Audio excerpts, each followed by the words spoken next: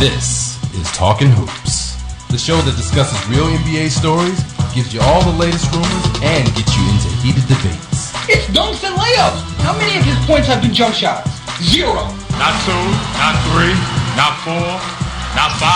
0. It's not happening. Not in this NBA. Maybe in the fantasy NBA that they're playing in, but not in this NBA. We're going to challenge each other in practice. We talking about practice, not a game. Once the game starts, I mean, it's going to be easy. You better get off whatever you're smoking. Strap in, get your popcorn, put your headphones on. This is Talkin Hoopz. It's really good to checking out Talkin Hoopz. Talkin Hoopz. Talkin Hoopz, the official talk show of NBA Field Miami.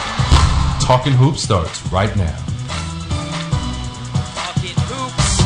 TalkinHoops.com. AJ, Kyle, as always with you for the show. Hopefully coming in, having a little technical difficulties. Former NBA player for the Miami Heat, Mark Strickland. He'll be with us in a few. But a lot to talk about on today's show. A lot going on in the world of basketball. A lot of big stuff happening around the league. And today, actually, teams amnestying players. Some trade talk with the Pistons, the Bucks. A lot of big stuff. But, Kyle, first, as I always like to ask, how was your weekend, man? Weekend was good. Everything is good. I'm headed to Mexico on Thursday, so I'm excited about that. Just finished getting a haircut, and I think the barber was using like a pair of hot clippers or something because my face is like on fire. I'm gonna like dunk it into a bucket of ice as soon as like the show is over. But other than that, everything is all good, man. Yeah, and that's good. I'm glad everything's good. Well, before we get into Talking Hoops, standing on the line with us right now is the newest member, one of the newest members, I should say, of the Portland Trail Blazers, Darrell Wright. Darrell, how's it going, man?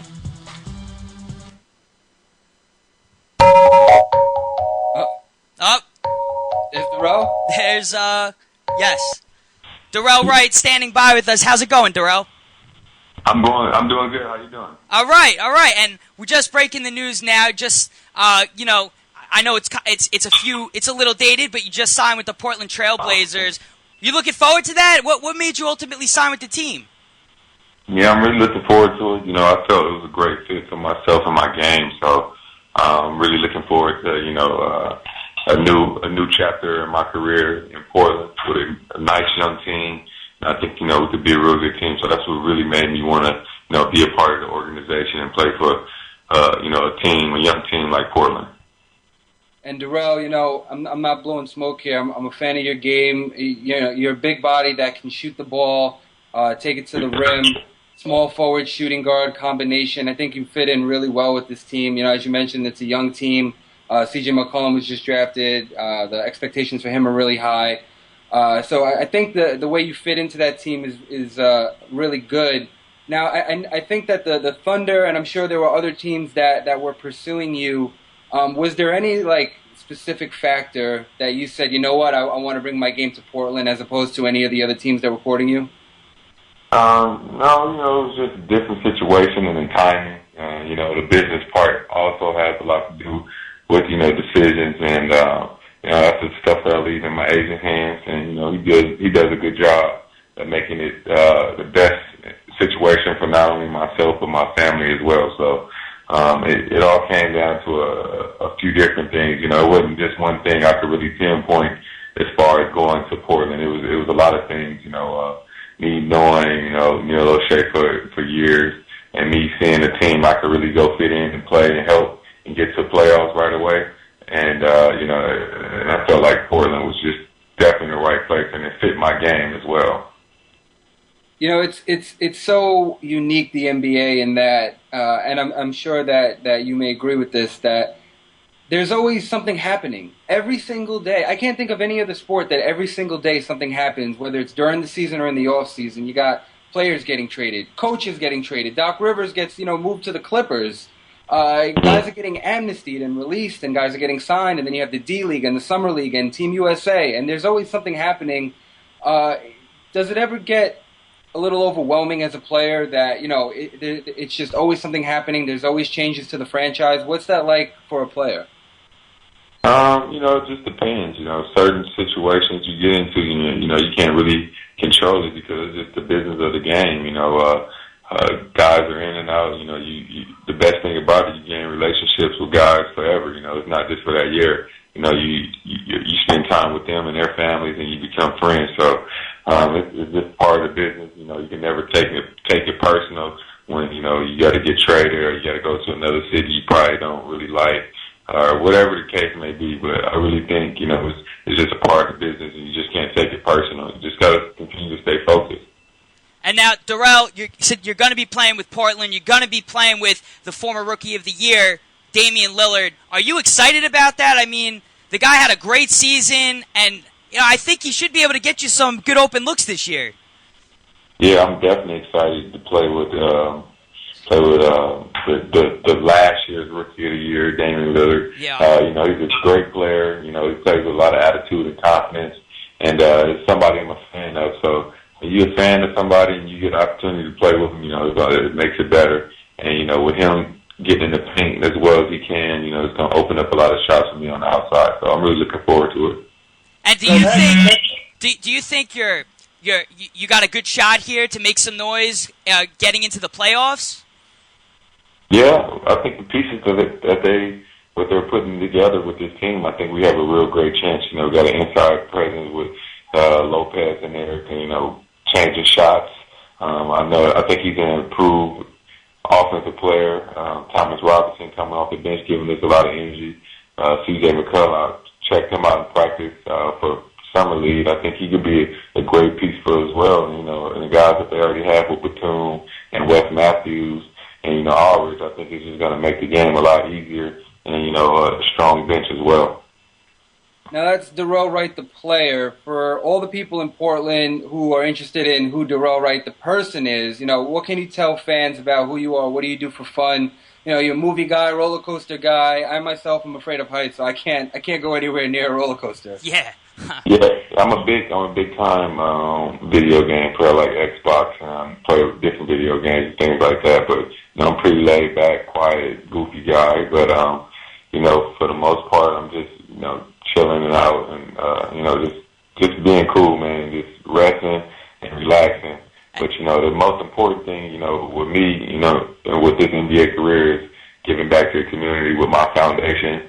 But I'm going into the 4th year with the D. Wright Way Foundation. We're doing a lot of great stuff in the community. So that's the most thing I'm really proud of right now is, you know, me giving back to the community and doing the right thing.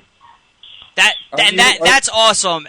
All that stuff is great, and actually, I love when you hear about. That's what we work with the retired players associations. They're all about giving back, and you know, to hear about current guys and their charities. It's great to hear that you guys do these things. It really is.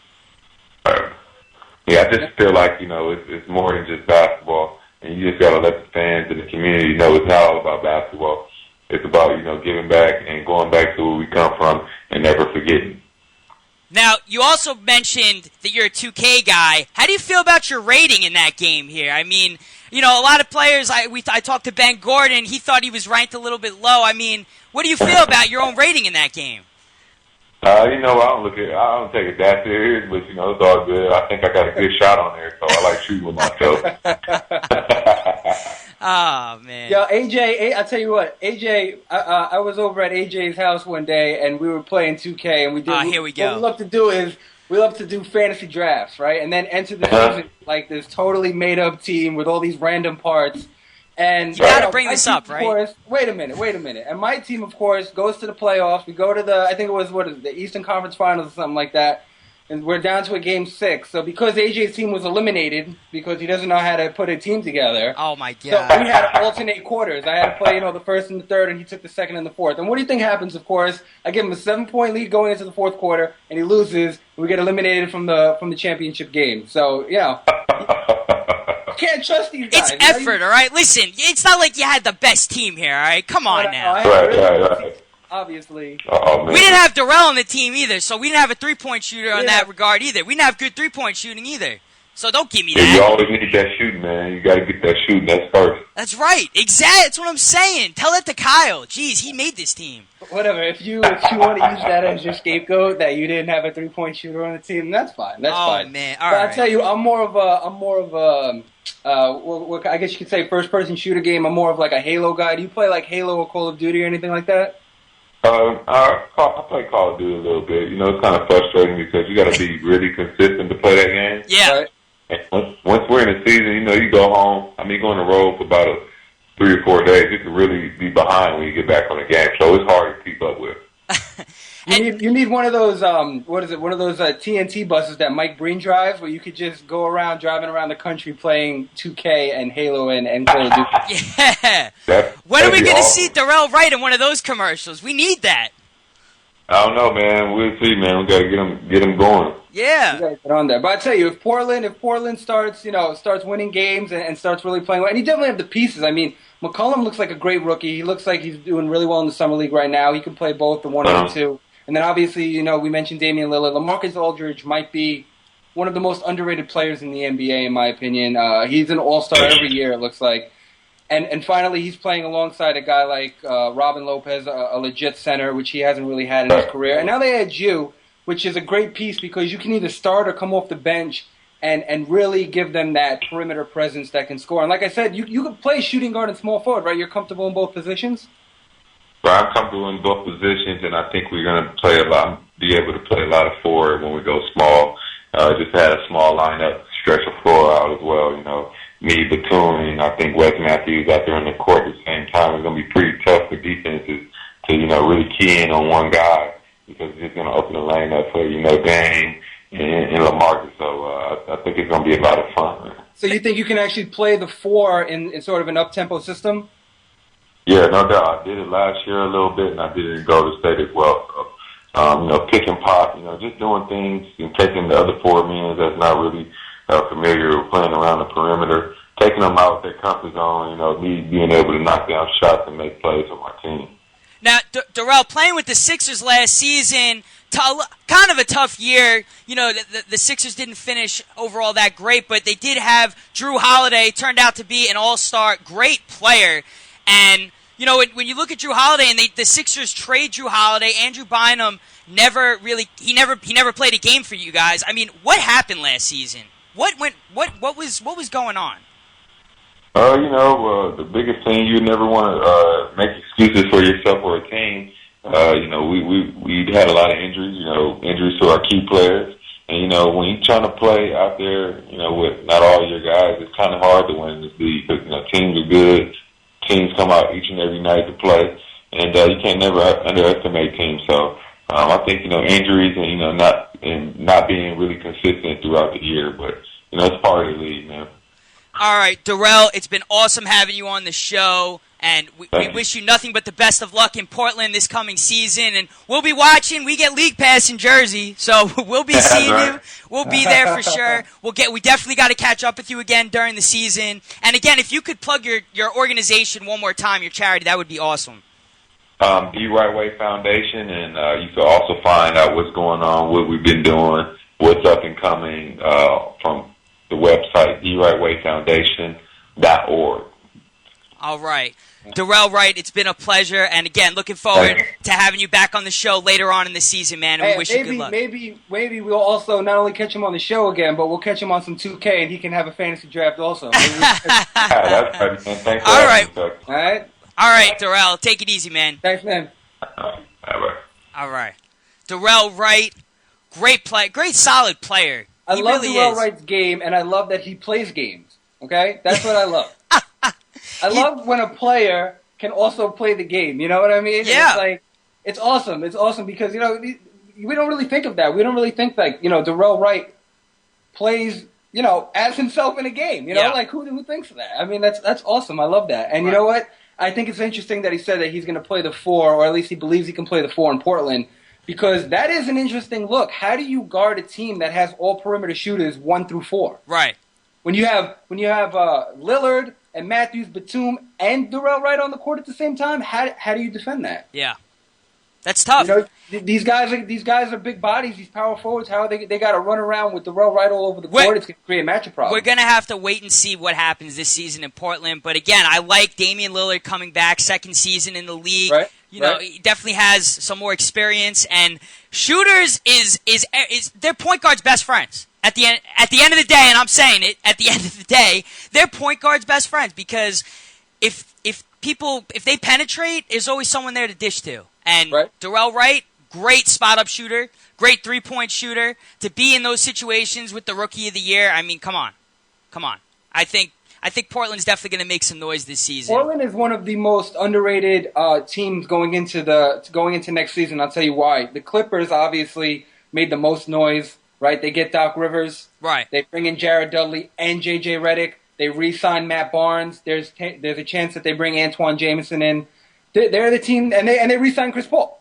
Yeah. So they're the number one team that everybody's talking about. Then you got the Rockets, who they just bring in Dwight Howard, which is also a huge deal.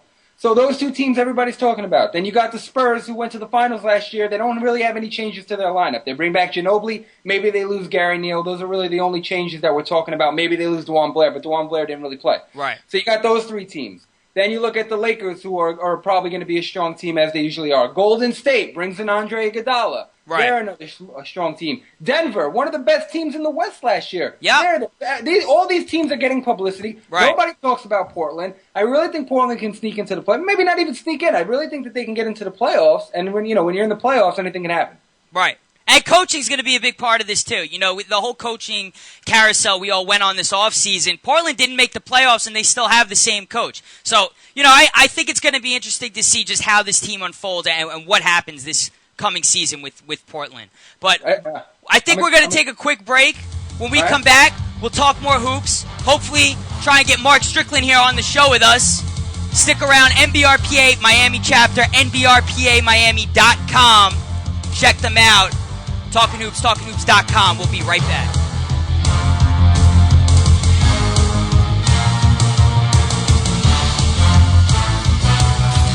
Don't foul out. Talkin Hoopz will be right back. I'm Mark Sanchez with a message for women. This is the actual sound of my heartbeat. I'm sharing my heart to let you know that the symptoms of women's heart attacks can be different from men's. Please learn more. All it takes is a few minutes of your time in return for years of healthy life. That's a deal even my agent couldn't negotiate. Cover your heart. Learn more. CBS cares.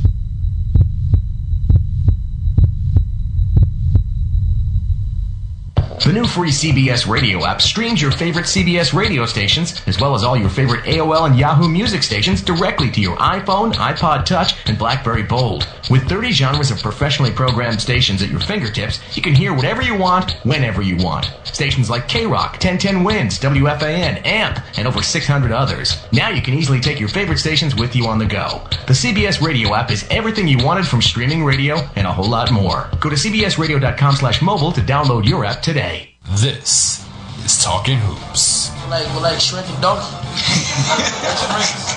The show that discusses real NBA stories, gives you all the latest rumors, and gets you into heated debates. Where's Chris Bosh? Where's playoffs Bosh? Where's playoffs? He's not in the playoffs. Steve Nash played Bosh would be in the playoffs. Chris Bosh he's not even in the first round of the playoffs. Kamari's already in the second. You're making me sweat. It's 90 degrees in here.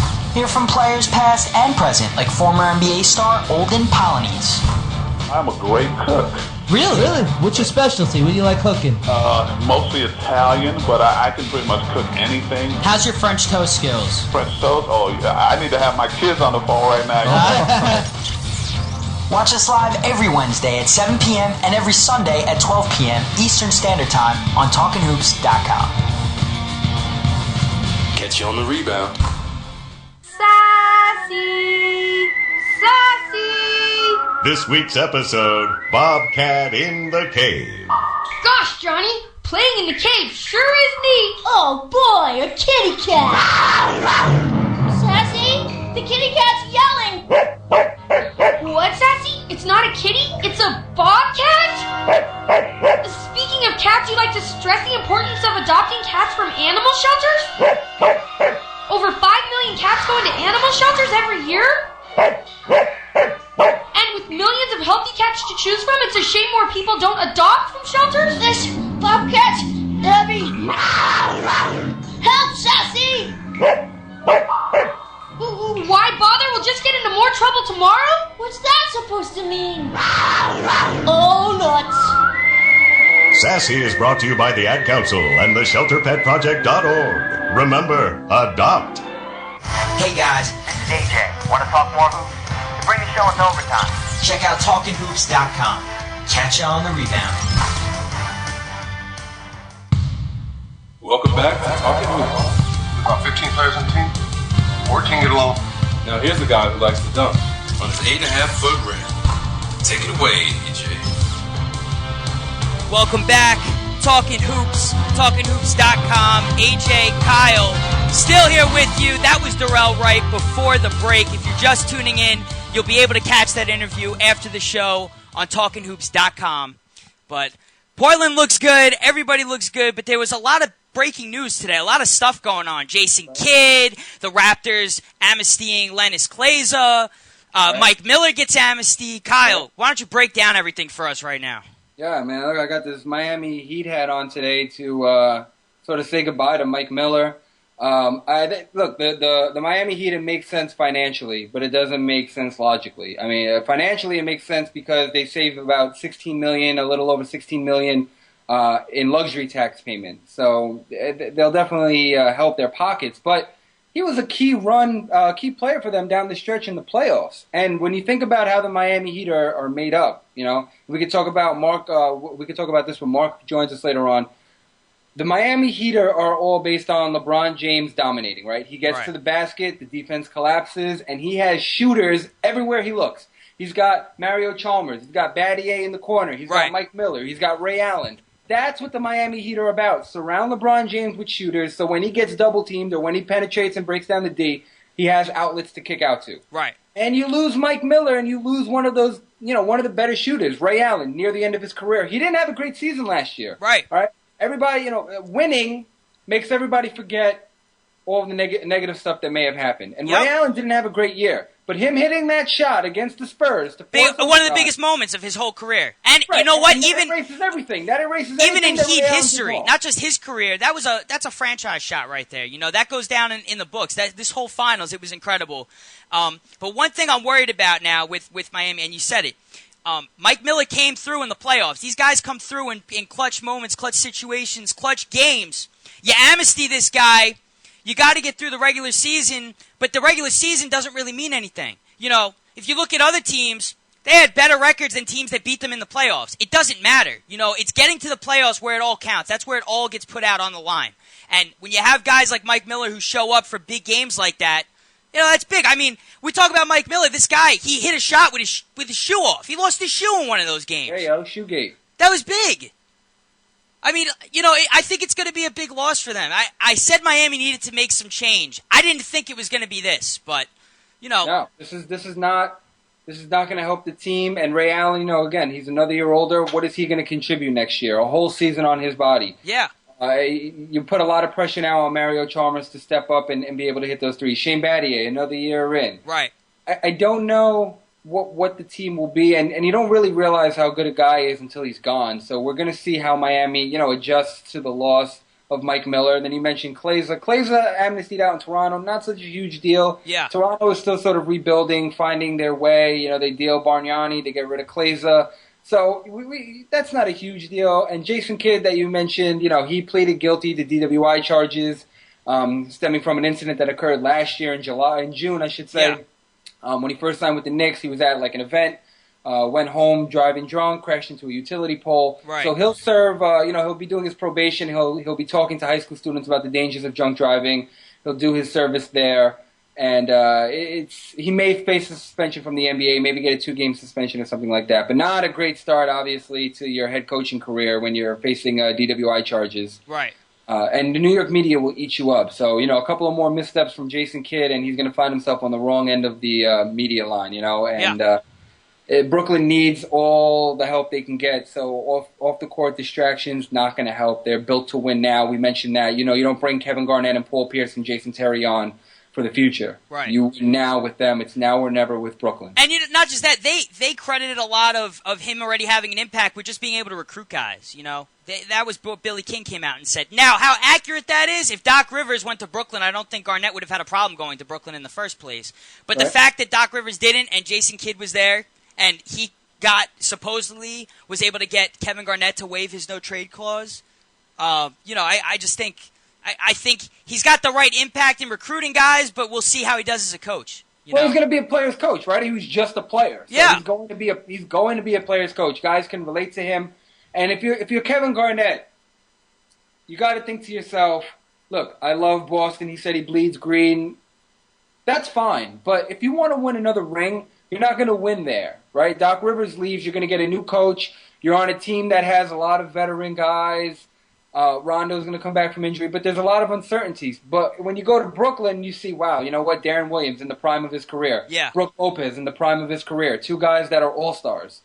Joe Johnson, he was an all-star. Also, you could still consider, I guess, Joe Johnson somewhat at the end of the prime of his career. Right. But you're joining a team that has 3 potential all-stars, and you're bringing along Jason Terry and Paul Pierce to this team. Right. Jason Kidd, may or may not be a really good friend of yours. The pieces are there. Kirilenko now goes over there and joins the team. The pieces are there for not only a deep playoff run, but a championship run. Right. And now, I just want to cut you off for a second. We finally have Mark Strickland with us. Mark, what's going on, man? Finally, man. I'm good. Little computer problems over there, huh? Yeah, man. My son was playing my computer and messed my computer up. I'll get it back going, though.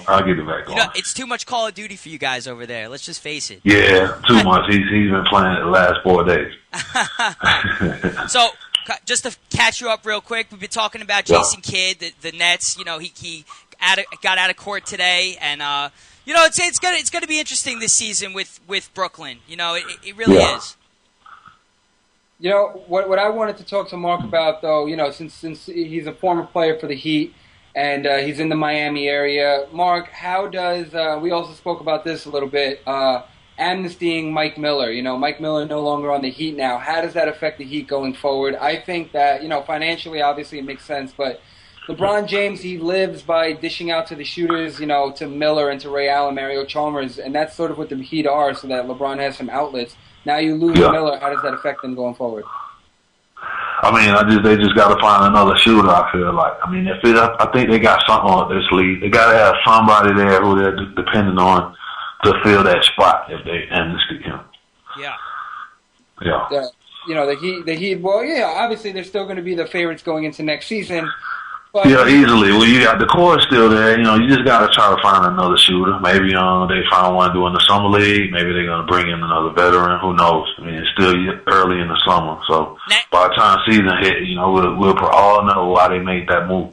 Now, Mark, I told you the Heat had to do something. I just didn't think it was going to be this. I really didn't think it was going to be this. I know it saves them some money, but, I mean, this was a key guy in the playoffs run for them. And like you said, he didn't really show up too much in the regular season. But I was telling Kyle, this is what it comes down to. These guys, when they make the playoffs and they make big plays, Ray Allen hitting the shot, what we talked about. This is what, the NBA is all about, I feel like. This is what makes it so great. Those big shots, those key guys that step up in big situations, big games. And I don't know what they're going to do. I don't know who they're going to go after or if they're going to just bring someone along, pull someone out from the D-League, and it's a Joel Anthony story. I have no clue. Yeah. I don't know. We'll see what happens. But they had their reasons. They're still the favorites. They still got, their core players, like I said, and sometimes that's enough. Right. That's the situation in Miami. You go up the East Coast there, and you look at New York now, which made a huge move. And there's a lot of detractors that say Metta World Peace does not fit. He's too old. He lost a step. He takes bad shots, whatever. As an NBA fan, I think that bringing Metta World Peace into this situation that the Knicks are in is a great move. It's $1.7 million. They're not breaking the bank for this guy. He comes in. Melo doesn't have to worry about guarding Paul George. Doesn't have to worry about guarding LeBron James. You put Metta World Peace on those guys. You can put Metta now on the other team's best wing players, the other team's best forward, and let Melo be Melo. Let Melo worry about scoring. Metta World Peace can not only stretch the floor and shoot, but he can rebound and defend. So you look at it like that. How is that a miss? How does that not work? I mean, like I said, I like the Knicks. I think they'll do well. It's just about dealing with chemistry, chemistry and discipline. You know what I mean? If he could go to that team and be a leader, like I told you before, they don't really have a leader, someone that they could depend on, like that locker room guy who could talk to, or that experienced guy who everybody looks up to. They don't have that. So he could come there and kind of show them that type of leadership because he has won championships. And he know what it takes. So They may help him locker room wise and veteran wise. You know, it depends on how he plays and how he keeps his cool.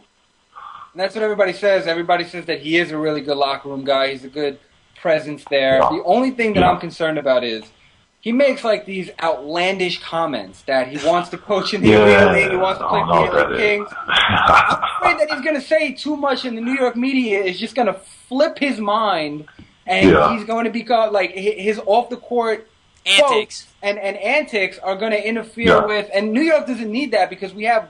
You know, I'm in Brooklyn, so I say we. But, you know, in New York, we have more than enough of that going on. There's always a new story going on. Not just that, but even on the team, you know, a lot of my friends joke. We have a lot of past head cases, if Charles Barkley calls them that, you know, and JR, you know, if Kenyon Martin comes back, I mean, you're throwing you're throwing Meta World Peace, into this mix. And you know it's a lot, and I know I know Coach Woodson. You know he's done a solid job with who he's had on the team so far. But I mean this is another dimension. This is like you're really how much can a coach deal with this? You know this is a big it's job. gonna be tough. That's gonna be tough. You know that's a lot of egos to juggle. Yeah, and like Medic says, you know, in the interviews and stuff, he's come out and said it's not. He doesn't care if he has 20 points. He doesn't care if he has 3 points. It's all about winning the game at the end of the day and being a soldier for Melo and Amari and getting this chemistry right. And this is where he wanted to be ultimately. That's what his family wanted and he wanted. So you know, I think that. This was the right move for him. It was a good move. It was a good move. It was a good move. I'm afraid. He's already said if fans try to talk to him during the game, he's not going to talk to them. You know, he's going to be in. That just means he's in the zone. So I don't know. That already set it off. This is going to be a very interesting season for the Knicks. Well, it's gonna be a lot of entertainment. Yesterday, also not just because of the addition of Meta World Peace, but because of the injury news to J.R. Smith that seemingly came out of nowhere. Nobody had any idea what was going on with J.R. Smith because he had such an awful postseason. And now we find out yesterday that he's going to miss 3 to 4 months because he's going to have patella tendon surgery and arthroscopic surgery to repair a lateral meniscus tear in his left knee. All right, that's a lot going on in one person's knee. Mark, you're a former player. You know all about injuries. I know just from, past injuries that patella tendon surgery is not good. No, it's tough. That's tough to come back from. Yeah, so that's a blow to him. I don't know. I guess that's why they signed Meta, because they're going to need that type of punch. But I think Meta gives them a better defensive punch than JR. I mean, JR is a better scorer. He had a great year last year making shots, but it's a long time to miss. We'll see how that, But the Knicks always have injuries. Mari's always hurt from time to time. Melo's always hurt. There's somebody always hurt. So they never have that time to kind of gel as a group. But we'll see what happens. But here's what I don't understand, which boggles my mind more than anything. The Knicks knew this was going on with JR's knee. And they said that his injuries, quote, were chronic and gradually worsened. Now, if you have a guy, and listen, I love J.R. Smith. All right, a lot of people don't like him. I think that the Knicks need him, and I think his game, when he's on, is as good a scorer as anybody in the league. But at the same time, if you know that your player has a chronic and gradually worsening knee condition, why are you giving him a 4-year deal? And there's the reason why nobody signed J.R. Smith, and we didn't hear anybody was seriously interested. Because what's the one thing you have to do if you're a free agent? You got to pass a physical. Yeah. And if he needed knee surgery, he's not passing a physical. So knowing that, he's not passing anything New York either. Give him a 4-year deal.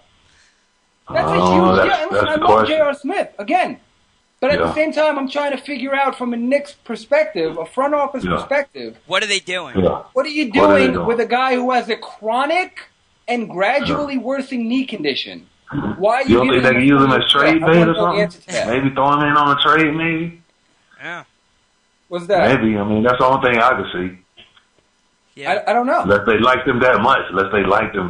I mean, and I can see that. If he's not out there playing, And I can see that. And I know that he passed on surgery during the year and sort of tough-manned it out, which is admirable. And if you're a fan, you love to see that because you want your best players on the court. And you don't want to see them go down to an injury and miss time. And I appreciate that as a Knicks fan and as a basketball fan that he toughed it out. But again, if you have a chronic, it's their words, not mine, a chronic and gradually worsening knee condition. That's troubling, and I fear for his career. And I know it's the first time that he's had to endure something like this, but that's a big deal. Patella's surgery is nothing to joke about and nothing to just pass over. So I want to see. He's going to miss the beginning of the season, 3 to 4 months, puts him right at the beginning of the year, and you would throw that into chemistry, like you said, Mark, and you throw that into how the Knicks going to work him in. I don't know. They have the talent there, but in terms of injuries now with Smith and Amari and chemistry, I don't know how this team is going to be to open the season. Yeah, it's going to be tough. Yeah. It's going to be tough. So Knicks fans, get ready for the Nets and the Heat and the Pacers to all be atop of the Eastern Conference when the season opens. Don't be surprised. All right, and a lot of the Knicks season is going to come down to can JR return to the old JR. That's a lot you're relying on, but it's not going to get better. He's only got all he can do is manage it now, his knee condition. So hopefully for Knicks fans, he can get back to that 6th man of the year level. Well, JR, he's not a free agent anymore. He's back with the team, but there are some other free agents still out there. We didn't touch on it yet, but Nate Robinson is still available, and I know he's seeking a multi-year deal, but I don't know. I mean, it doesn't seem like anyone wants to give him one. So. Nate. Maybe the Heat will sign him. Yeah. You know what? If he's going to accept a minimum contract from anybody, it's going to be the Heat. Yeah. Definitely. That'll be a nice little mix. It's so late in the offseason that all the money is drying up. Teams don't have as much money as they did when the offseason started. Right. And that's why you see a guy like Nikola Pekovic, who is a great center in the NBA, still not have a deal. Yeah. Yeah. That's true. Money is dried up. So Nate Robinson's going to have a hard time finding a multi-year deal for whatever he's looking for, $3 to $5 million a year. I mean, I don't know what he's looking for, but he's going to have a hard time finding it. I'll tell you that. Yeah, it's going to be tough. Yeah, he just got to come in and play 1 year, next year, do it again, and then he'll get his multi-year. He won't get it this year. Yeah. Unless he signed early. That's the only way that was going to happen. Definitely. Yeah. And there's some other teams that were reportedly interested in Nate Robinson. The Denver Nuggets, talking to him for a while. Yeah. Right? So, I think he could step into a team like Toronto, maybe, if they're willing to give him a multi-year deal. And he can play, both point guard and shooting guard. He can even be maybe a 6th man for Toronto. Yeah. They can use a scorer. Look, wherever he goes, he's going to be a spark plug off the bench, and he's a scorer. Yeah. There's no doubt. Score. And straight the up Bulls score. aren't bringing him back. Yeah.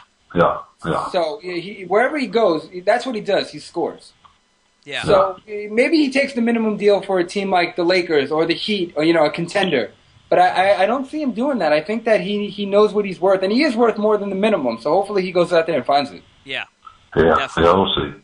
Definitely. And now, Lennis Kleza, amnestied by the Raptors today.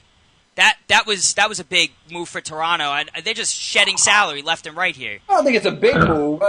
How big of a move is it for Toronto? Well, it's just more, in my opinion, it's more money off the books. In that term, it's a big move for them. I'm not saying as a player, but this is another guy with a big contract. We're ridding salary here. We're getting rid of salary.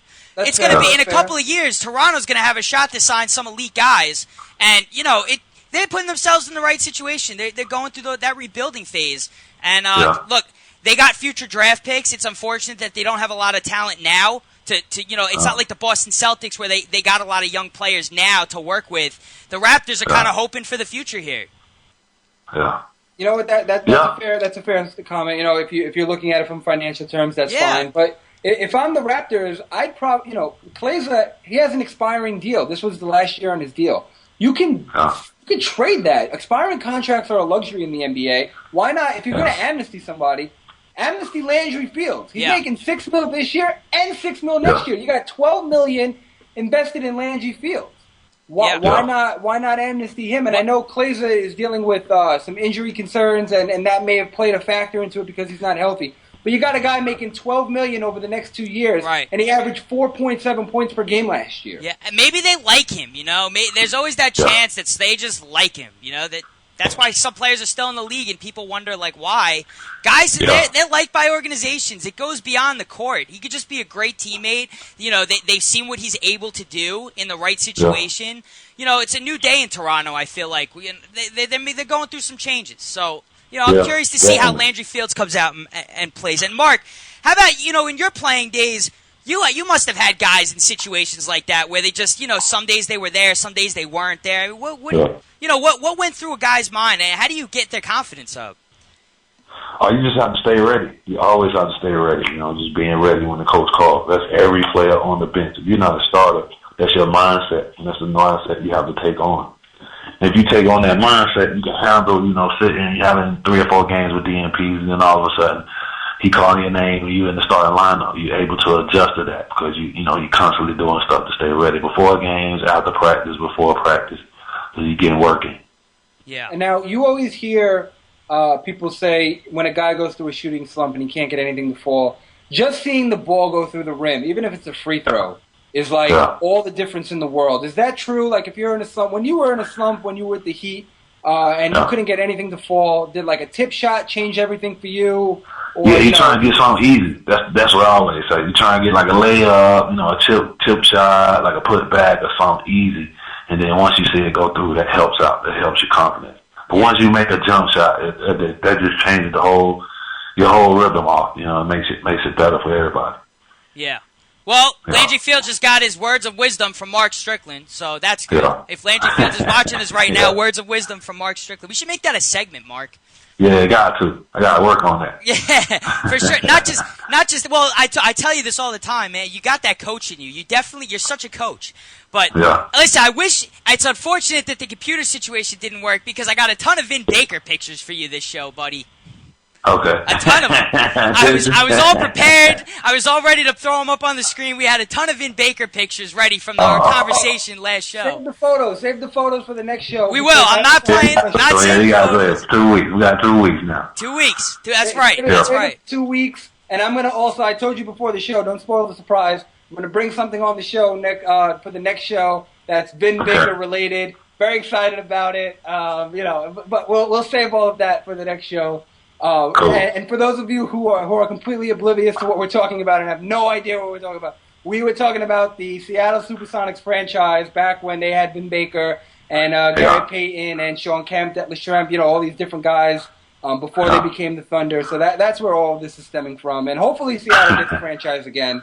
They want another franchise, so maybe they're the next team, they're the next city to get another team. Yeah, we'll see. Also, the old Key Arena. Yep, it was a great place, and I hope the Sonics come back into the league, and hopefully they keep that same color scheme too, because it was nice. And like you said, next show Kyle has a nice surprise for everybody to see, so at least he's really excited about it. If you couldn't tell, I could tell. You almost fell off your chair explaining it, so I could tell. It's weird that I'm so excited about it, but whatever. Yeah. I have my own quirks. So the Knicks, the Heat, we touched on all of that. There is one other team that is very interesting to me, at least. That's the Detroit Pistons. Yes, and they've made some interesting plays this offseason. The most notable is Josh Smith coming aboard, and Joe Dumars has come out and said that they're going to be a positionless team. Now, what that means is just because you're a center doesn't mean you're going to play center. They can potentially have on the court at the same time Josh Smith, Andre Drummond, and Greg Monroe. Yeah. Which is sick. You want to talk about Lob City? That's going to be break the backboard city. These guys that's going to be the best front court in the league. Yeah. It's insane. Yeah. I don't know about that. Really? Mark, wait. Okay, Mark, you're not feeling that. Detroit, man. No, man. Nah, really? All right. So, what don't you like about Detroit right now? What's bothering? They just not ready for that as an organization or as a team. They don't have all the pieces. You can't go with one piece. You gotta have all the pieces ready. They don't have all the pieces. Not Detroit. Not yet. Maybe like 3-4 years from now. Not right now. No. Yeah. What about they bring in Chauncey Billups also? You can't forget about Chauncey Billups. He's back in Detroit. So you got that. He's old though. He's old though. He's old, man. He's old. Yeah, but he don't move the thing. He's starting to slow down. He ain't played in like 2 seasons. Like, not Detroit. No. He's not ready. Detroit's not ready. In Mark's eyes, Detroit's not ready yet. Not yet. No. I'm not picking them to win it all. Yeah. But here's a team that's very. I don't see them making the playoffs. I bet they don't even make the playoffs. Oh. I think this weekend, the Eastern Conference is weak. You got to remember, after the first 4 or 5 teams, those 6, 7, and 8 seeds, They're not very good. You know, and it's interesting. We're watching the summer league. Drummond looked pretty good this summer league that he had. He looked pretty was solid. awesome in the summer league. Yeah, he looked pretty good. But you know, I kind of see what Mark's saying. I mean, they bring in Josh Smith. They're adding to what they have, and you know, they bring in Chauncey Billups. But it's not like what they had was so amazing. You know, it's not like, you know, maybe Josh Smith obviously makes them better. But Josh Smith has never been a real leader. He's never been a go-to guy. So, you know, it's never That's been where they're him. gonna mess up, because he's not consistent enough to be that kind of guy. Yeah, he's not that type of player. That's why he didn't get the money that he wanted. I mean, he got a lot of money, but he wanted a max deal. Nobody's gonna give a player that's not a go-to guy, right? He's a max deal. He's not that. Right. He's a role player. He's a good role player. Good athletic guy to have on the team, and that's it. And I see, like, what the Pistons are doing. It's not like they're going to have, like, a horrible team. They're not going to finish the worst team in the league. They definitely have some nice young talent. I think there's going to be a lot of ESPN highlights with this team. You know, like Kyle said, it's going to be breaking the backboard, you know, city. Yeah. But, you know, it's something... Detroit, they can never seem to get on the right page every season. Every year they come back slightly better, or new coach, whatever it is. But there's something still missing. I don't know what it is. They got to get... Maybe, you know what? I used to love Detroit when the announcer was there yelling, boop, boop, boop, Billups, you know, like all that. So maybe that'll bring some energy back into the crowd or something. I don't know. Billups, listen. Let's break down the Eastern Conference, and then let's see where the Pistons can go. Okay. Miami, New York, Indiana, Brooklyn, Chicago. 5 seeds, definitely going to make the playoffs next year. Right. So you got 3 seeds up in the air. 2 teams that made the playoffs last year. Boston, they're not making the playoffs next year. Right. So there's a playoff seed that's up for grabs. Right. Milwaukee, are they going to make the playoffs next year? I don't know. They lose Monta Ellis and probably going to lose Brandon Jennings. Yeah. I don't think that they make the playoffs next year. So let's eliminate those 2. And if Detroit gets Brandon Jennings, Kyle, that's pretty big too. If they land Brandon Jennings, now you're adding another solid guard. I don't know if he's the best point guard, but a solid guard to a team. Definitely an upgrade at any guard position they have right now. Right, right. And if they bring in Brandon Jennings, that's a huge deal. Yeah. But Atlanta will make. You got Atlanta. Atlanta at 6. Atlanta's 6, right? You're right. Atlanta's 6. No, Atlanta's in there. Atlanta's in there. Atlanta is 6. So you got 6 teams. Now, you said Boston and Milwaukee not making it. Philly, they're not making it. Toronto, doubtful. Yeah. Cleveland is a possibility. Charlotte and Orlando. Yeah. So you're looking at Cleveland and Detroit as 2 possible teams, or the 2 likeliest teams now to make the playoffs. I think if Cleveland's healthy, especially if Bynum's healthy, I think Cleveland's an automatic playoff team. Yeah, they'll get in. Yeah. I see them getting in. I really do. If Bynum plays well, though, that's a big if. Yeah. All right, Mark, we're going to wrap up with you here. It's been awesome, co-hosting with you as usual, and we'll catch you next week, all right? Yes, sir. I'll be on the screen next week. All right, Mark. Thanks, Mark.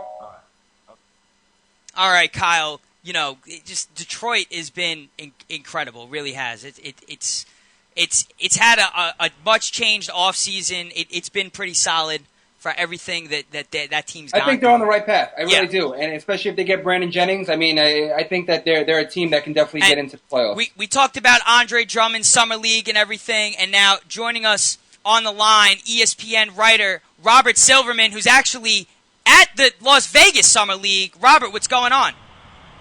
Not much. It's a wild time in Sin City. All right. And well, before we get into some basketball talk, have you hit the casinos or anything? You gambling a little bit? I'm sorry, what was that?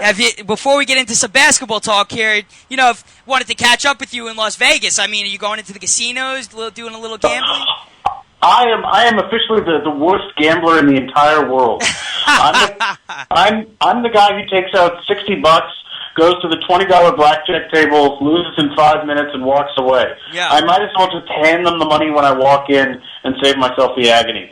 And even if that wasn't the case, there's 9 hours of basketball to be watched a day, and then writing to do about it.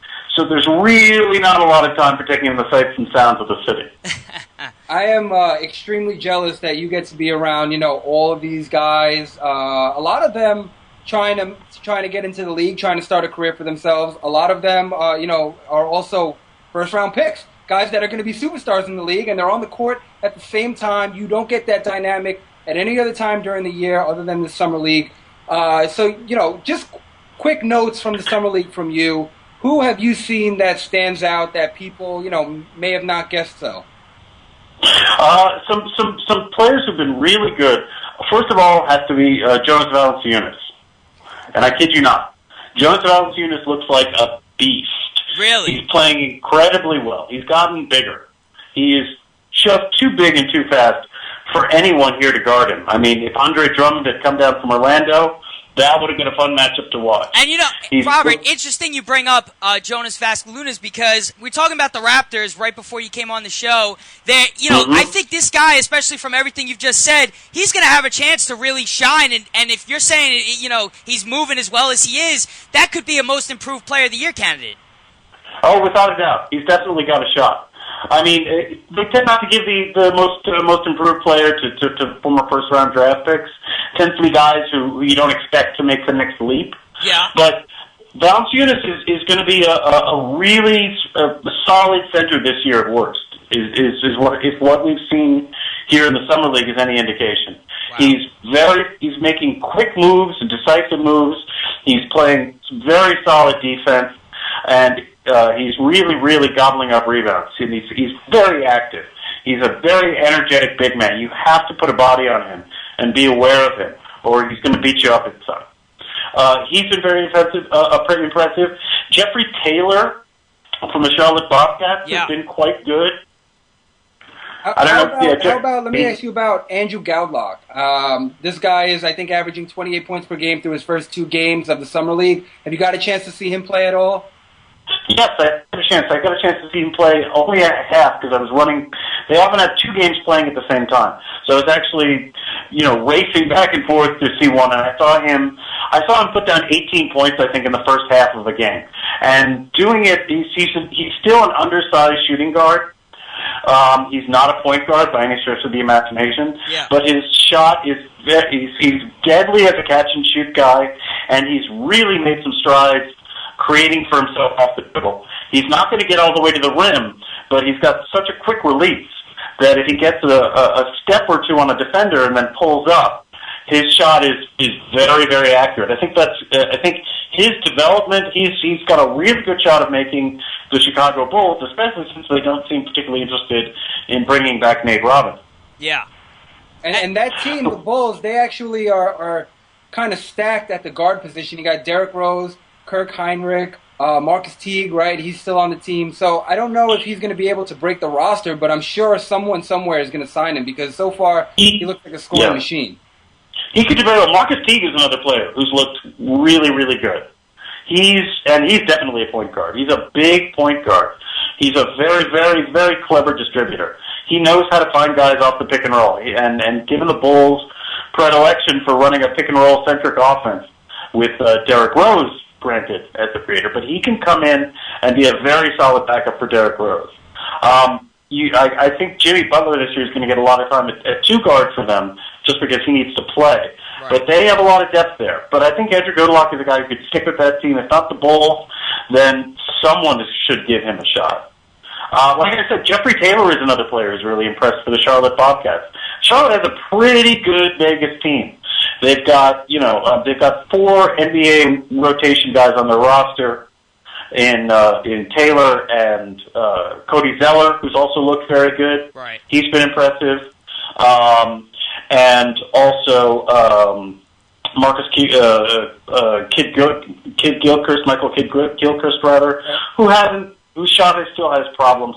He hasn't been that great, but he's going to be an NBA player. And of course Bismack Biyombo, who's not very good, but he is here, and he is an NBA player. Right. Well, another guy you might want to think about is Kent Bazemore on the Warriors. He's been very good also. Bazemore has a real shot to get playing time with Jarrett Jack's departure, and he was a very popular player in New Orleans last year, Golden State rather, as a towel waver and an energy guy. Right. But he's picked up his game. He's picked up his ability to handle the ball and create off the dribble. And he's a good defensive guard. He really knows how to anticipate and get in and move his feet and anticipate and get into the passing lanes he's definitely a player to watch. So from this draft that we've just gone through and everything a couple weeks back, I mean, so there's more talent than people really think that was in this draft. The big guys at the top of the draft, I haven't seen that much. If you're talking about people at the top of the draft, another guy who's been really good is the guy Portland drafted, C.J. McCollum. Right. C.J. McCollum has a lot of Dame Lillard in his game. They're very similar type of players. Very smooth, in control, knows what he wants to do on offense at all times, looks relaxed. And that's something that happens on the Vegas Summer League game, which is often can be a glorified pickup game just because these guys have never played together before. They get, 3 practices before they go out on the floor. So you get some sloppy games, but McCollum just looks like he knows what he's doing. I mean, granted, he's a 4-year college player, so he's ahead of a lot of these guys in many ways. But McCollum looks like a very nice draft pick for Portland, which has really done an under the radar, solid job of picking up assets this year. I mean, they didn't make a splash and sign anybody big in free agency, but Portland now has a bench between Withey and Thomas Robinson and Darrell Wright. Don't forget about our boy Darrell Wright. He joined the show earlier. That's right. Darrell Wright. He joined the show earlier. He actually said that he may even play some 4 for Portland, and they'll stretch the floor out with that, and then have Batum and Matthews and Damian Lillard on the court at the same time, which is an interesting dynamic. But I don't want to, end the conversation with you before we get into your specialty, the New York Knicks. And here is we have a good news, bad news situation depending on how you look at it. It might be bad news for some people. But you got Metta World Peace joining the Knicks, right? And we'll get that as sort of a secondary thing because earlier I went on a little bit of a rant in that why does a Knicks organization who knew J.R. Smith needed surgery and knew that he had a chronic and deteriorating knee condition, give him a 4-year deal? And we see now why he didn't sign anywhere else, because when you sign somewhere else, you got to pass a physical. And he wasn't going to pass a physical, so why did the Knicks give this guy a 4-year deal if they knew his knee issue? I think they actually threw in a future first-round draft pick to J.R. Smith's father, Earl, with the contract. I think that was part of the deal. Earl Smith now has a first-round draft pick. That's big. That's big for Earl Smith. Yeah. That's big news. Big Earl is all over the place at the Summer League. He has been here for every game that Chris has played, and he has made his presence felt at the Vegas Summer League. Why did they do that? Because they're the Knicks. Right. They did that because they're the Knicks, and that's what they do. I don't know why they couldn't make it, a 2-year contract with 2 players with 2 team options for the final 2 years, because that offer wasn't going to be top. Right. Why did they do that? I mean, I think Grunwald talked today. I haven't had a chance to really go through the article that he went to, and he said they were confident in his ability to recover from this knee injury, and they felt it was a worthwhile investment, or something along those lines. It's because they're the Knicks. I think look, I'm happy to have JR back. I wish they'd only gotten him for 2 years also. I wish he didn't have now this knee injury, which now they're calling a patella injury also. It's a little interesting. And the Knicks aren't very forthcoming when it comes to injuries. Yeah. The Knicks, every injury is day-to-day with the Knicks. J.R. Smith could, have his leg chewed off by a wombat, and he'd be day-to-day with knee soreness. Wow. The thing that worries me, if you want to talk about a worst-case scenario, this is a similar injury that they mentioned when they talked about Antonio McDyess being out 3 to 4 months. That name still haunts me, Robert. As a Knick fan, that name, Antonio McDyess, still haunts me to this day. Of course. I was happy when they got Antonio. I thought that was going to be a really great move. Oh, it was. And then preseason comes along against the Phoenix Suns. Bam. Dunks. Yeah. The whole... I remember clearly watching the one preseason game that he played before he got re-injured. Right. And he looked great. Yep. He had 17 points and 13 rebounds in that game. And he looked dynamite. Yeah. And I thought, great, here we go. All-star power forward for the Knicks. Right. That's not really what happened. No. And it's interesting because if the Knicks bring in guys that are in their prime, they end up becoming busts because of their injury problems. And if that's not enough, they bring in veterans that were at once very, very good, and now are in the, they can't even dunk the ball anymore. Well, if you want to say veterans or a little past their prime, that's Meta World Peace. He's definitely past his prime. Right. I like the pickup though. Yeah. For $1.6 million over 2 years, if he can continue to shoot 3-pointers at around a 35% rate and play a 75% version of the defender that he was, he's big.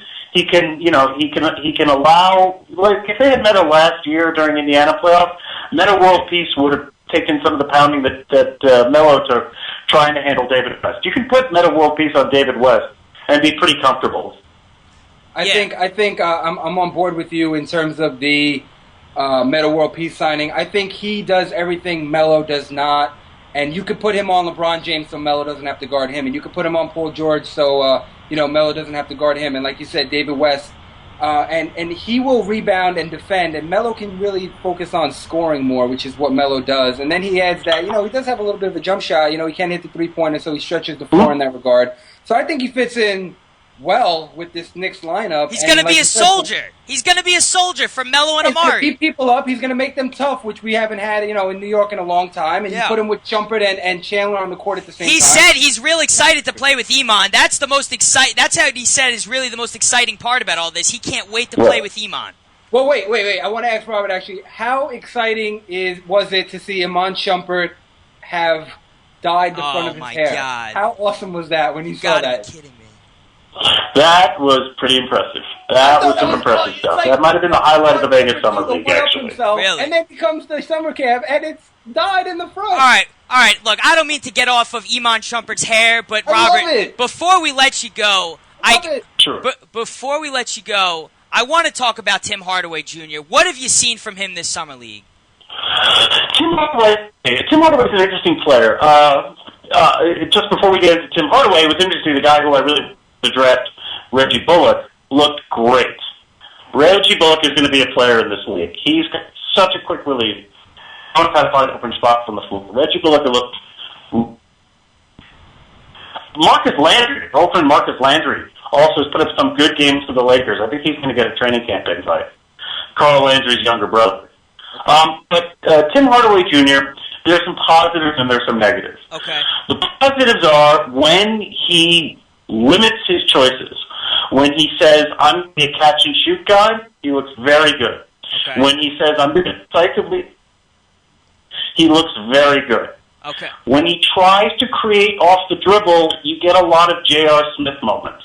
You get, why are you launching a fadeaway 20-footer with 23 seconds left on the shot clock? Yeah. And it's not a good shot for him. His hand, he's not a dribble create guy. Okay. He's a willing passer. He's not that, but he is a floor-spreading guy, and he will work hard on defense. His footwork is okay. He's not particularly fast, but he's a big goal. Bigger than I thought he was, seeing him in person. Yeah. So he's looked solid. I mean, you wish he hadn't hurt the hand and shelved, both to be able to see more of him. But I was pleased with what I saw between those two options. I actually got a chance to talk briefly to Herb Williams about him, and Herb raved about his court IQ. A very, very, very high IQ player, and I can see that in him. Yeah. That he's ready to be a pro. Yeah. Which is obviously part and parcel of the Knicks thinking. Herb said they're going to work with him on these things that I mentioned, some of the decision making and the shots on offense. Granted, it's summer league, and you're going to get that. You're going to get guys freelancing and trying to expand their game. Right. But Herb was very positive about Tim Hardaway, especially his level of IQ, his preparedness, his willingness to fit into a team system, his willingness to be coached. Right. And that's been a great thing. Some other guys, if you'd like, I can give you some thoughts on Torrey Murray and Jeremy Tyler also, who are two guys who look like they're getting camp invites. Right. All right. All right, well, Robert, we're starting to lose connection with you here. We're gonna wrap up with you, but again, awesome having you on the show. Knickerblogger.net and ESPN writer Robert Silverman at the Vegas Summer League. Pretty cool. Kyle and I are both really jealous, and hopefully, we'll have you on the show real soon to give us some more updates. You got it. We'll talk again soon. Have a great Back Field Day weekend, guys. Yeah, you too, Thanks, Robert. All right, take it easy. All right, Kyle, as we wrap up the show here, Tim Hardaway Jr., so it's kind of, he's got that J.R. Smith shooting mentality, it sounds like a little bit. Well, I from what I've seen from the Summer League, I think that he can be very good offensively. Yeah. I've seen him be able to knock down the three-point shot, and as you see here, take it to the rim and throw it down. And the Knicks need scoring other than Melo and JR. And now that JR has this knee injury, they're going to need guys who can put the ball on the rim. So if Tim Hardaway can do that, which it seems like he can, he's going to definitely get some playing time right away. Yeah. And now, as we wrap up the show here, I don't know. It was a good show today. Hey, Darrell Wright, it was pretty solid. Right. Mark Strickland joined us. Robert Silverman joined us. We had a lot of things going on. A lot of good stuff. I love Darrell Wright. All the things that he said, I think he's going to fit great with Portland. They're going to be a sleeper team. I expect them to make the playoffs in the Western Conference next year. Definitely. And can't forget our partners, National Basketball Retired Players Association, Miami chapter, NBRPAMiami.com. Check them out. A lot of great things happening on their end. Great show. Good luck to Darrell Wright. We'll have him on in the future.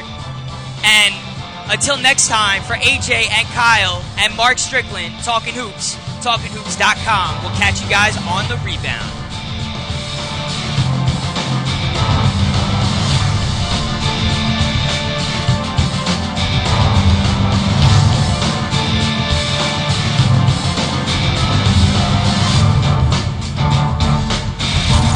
Until Talkin Hoops comes back into play, stay connected by getting at us on iTunes. Keep up to date with all the latest basketball news and rumors and check out all our shows by logging on to TalkinHoops.com. Catch you on the rebound.